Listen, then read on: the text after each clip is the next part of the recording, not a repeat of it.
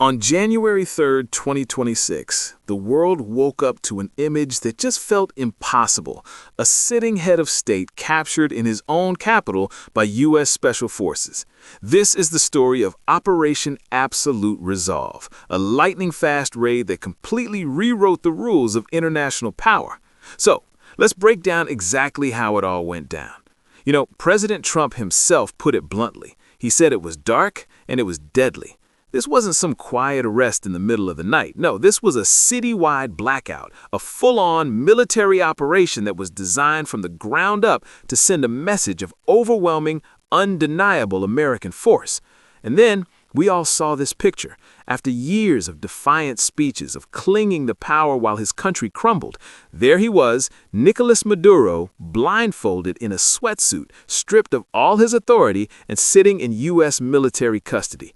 It was just a stunning, almost unbelievable reversal of fortune, and it was broadcast for the entire world to see.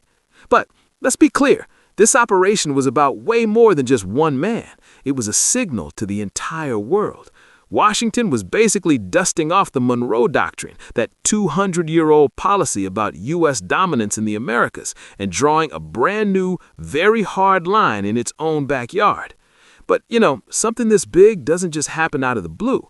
The raid on Caracas, well, that was just the final explosive act in a drama that had been building for months. So let's take a look at how we even got to this point. Starting in late 2025, the U.S. started moving some serious naval assets into the Caribbean, and I mean serious. We're talking aircraft carriers, destroyers, thousands of troops, a massive military presence, all under the code name Operation Southern Spear. Now, officially, the story was that this was all about countering drug trafficking. But when you looked at the pieces on the board, well, it sure seemed like a much bigger game was being played. And what's really fascinating here is just how methodically the U.S. ramped up the pressure. It was step by step. First, the naval blockade, then a really critical legal move, designating parts of the Venezuelan government as a foreign terrorist organization. That completely blurred the lines between law enforcement and actual war, and it gave the justification for a series of deadly boat strikes. Every single step was an escalation, and it all led directly to that final assault on January 3rd. And this whole strategy, it actually has a name. Analysts have started calling it the Trump Corollary. Think of it as a 21st century update to the old Donroe Doctrine, but with a simple, really aggressive core idea. The U.S. will actively, and by force if necessary, deny its global rivals, we're talking specifically about Russia and China, any kind of strategic foothold in the Western Hemisphere. And Venezuela, with its deep ties to both of those countries, was the perfect place to make that statement, loud and clear. Okay, so now let's get to the raid itself. At 2 a.m. local time, all of that planning, all of that military buildup was finally unleashed on Caracas. The operation was a textbook example of modern, high-tech warfare. It didn't start with a bomb, it started with a click.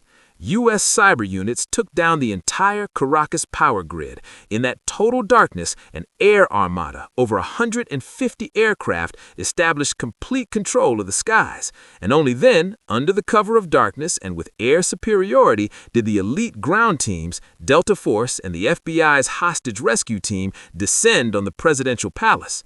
President Trump later shared this incredible detail, and it just shows you how prepared this assault force really was. They had contingency plans for everything, even for the possibility that Maduro might barricade himself inside a reinforced safe room. They were not leaving that palace without him. But this was not a clean, bloodless operation. While no American lives were lost, reports indicate that around 40 Venezuelan and Cuban security personnel were killed defending the palace. It's a really stark reminder of the very real human cost of a raid like this. So, Maduro is captured, the military phase is over, but an even more complex and honestly a much more controversial phase was just beginning, and that was the question of what happens now. And here's where we see this critical legal pivot.